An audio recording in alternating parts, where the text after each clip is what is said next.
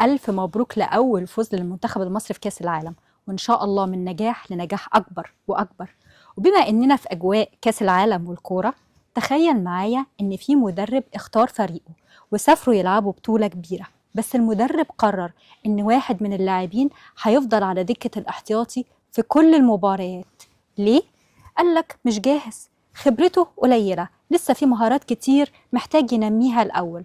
طيب امتى ممكن يلعب؟ لما احس انه جاهز، لما اثق في امكانياته، لما يثبت لي انه قد المسؤوليه. ايه رايك في قرار المدرب؟ معاه حق، دي بطوله كبيره، مش عايزين فرص تضيع.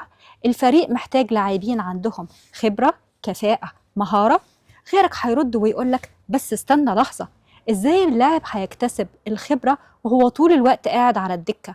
ازاي مهاراته هتكبر وهو مش بينزل الملعب؟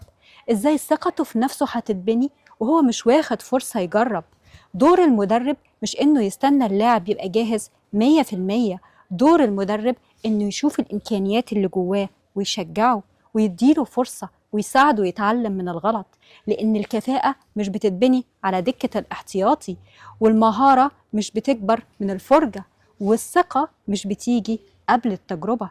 الثقة بتتبني في كل خطوة، والجاهزية بتيجي مع كل حركة. طب إيه لو قلتلك إنك أنت ممكن تكون اللاعب ده؟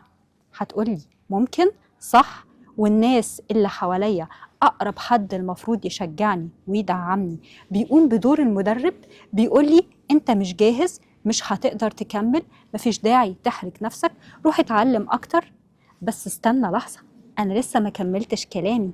إيه لو قلتلك إن أوقات كتير بتكون أنت اللاعب والمدرب في نفس الوقت؟ أنت اللاعب اللي نفسه ينزل الملعب، وأنت كمان المدرب اللي قعدك على دكة الاحتياطي. أنت قاعد مستني تحس إنك جاهز، بتتعلم، بتدرس، بتاخد كورسات، بتطور من نفسك، وده مهم طبعا، لكن مش بتنزل الملعب، مش بتجرب، مش بتطبق. ومن كتر ما انت قاعد مستني الجاهزية، بدأت تقول لنفسك أنا نسيت اللي اتعلمته، المنافسة صعبة، مش هقدر، محتاج كورس كمان، محتاج استعد أكتر. لسه بتحاول تساعد نفسك، لكن بنفس الطريقة اللي قعدتك على دكة الاحتياطي. في قاعدة بتقول اللي وصلك هنا مش هيوصلك هناك. تخيل لو بدأت تتحرك، تجرب، تغلط، تتعلم، تفتكر بعد 6 شهور هل هتفضل شايف نفسك بنفس الصورة اللي شايفها دلوقتي؟ غالبا لأ، لأنك في اللحظة اللي تبدأ فيها تتحرك هتعرف حاجات عن نفسك ما كنتش تعرفها قبل كده وانت في مكانك. هتشوف مهاراتك بالفعل مش بالكلام. فلو انت مستني الثقة والجاهزية علشان تبدأ، اسمح لي أقولك، الثقة والجاهزية مش حاجة بنستناها ولا حاجة بندور عليها واحنا قاعدين. قوم من على دكة الاحتياطي، اختار نفسك، انزل الملعب وجرب وتعلم واغلط.